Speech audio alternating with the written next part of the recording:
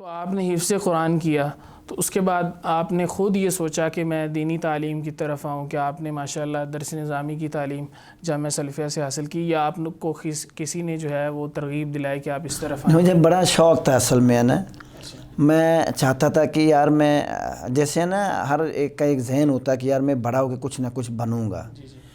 جمعرات کو چھٹی ہوتی تھی تو ہم لوگ نا شیخ صدیق المنشاوی رحمۃ اللہ علیہ، شیخ عبدالباسط کی نا تلاوت سنتے تھے۔ وہ کبھی کسی مانگ رہا یار 10 منٹ کے لیے ٹیپ ریکارڈنگ دے دے۔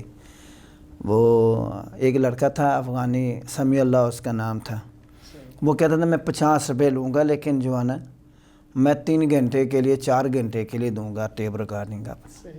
میں نے اسے کہتا تھا کہ یار 50 روپے نہیں ہے، اس وقت جامعہ سے جو ہے نا ہمیں جو وظیفہ ملتا تھا وہ 100 روپے ملتا تھا۔ صحیح۔ سن یہ 93-94 کی بات ہے، 93 کی بات ہے۔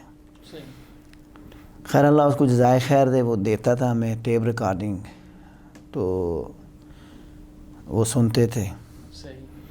اور پھر اس کے بعد میرا ذہن میں یہ تھا کہ یار یا تو میں کوئی علامہ بنوں گا یا بہت بڑا قاری بنوں گا، ذہن میں تھا۔ صحیح۔ کہ لوگ میں جب کہتا تھا نا اپنے دوستوں کو وغیرہ کو ایک وقت آئے گا انشاءاللہ اللہ کہ میں تلاوت کروں گا یا بہت بڑا خطیب ہوں گا۔ جیسے علامہ رحمۃ اللہ علیہ ان کے کیسٹیں سنتے تھے کہ اتنے بڑا علامہ تھے۔ پھر وہاں پہ تقریری مقابلہ جامعہ میں جب کرواتے تھے نا، اس میں بڑے خوبصورت مقرر ان میں جیسے عبدالرزاق ساجد ہے، عبدالرشید شورش ہے جو فیصل آباد کی ہیں، اور اسی طرح یوسف ربانی، اور بڑے اس طرح کے بڑے جو ہیں بڑے خطبہ ہوتے تھے۔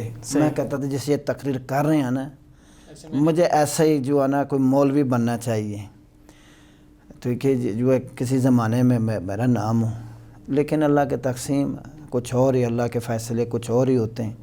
اللہ کا شکر ہے الحمدللہ رب العالمین، اللہ نے قاری بنایا، یہ اس کی مہربانی ہے، الحمدللہ رب العالمین۔ صحیح، ماشاءاللہ۔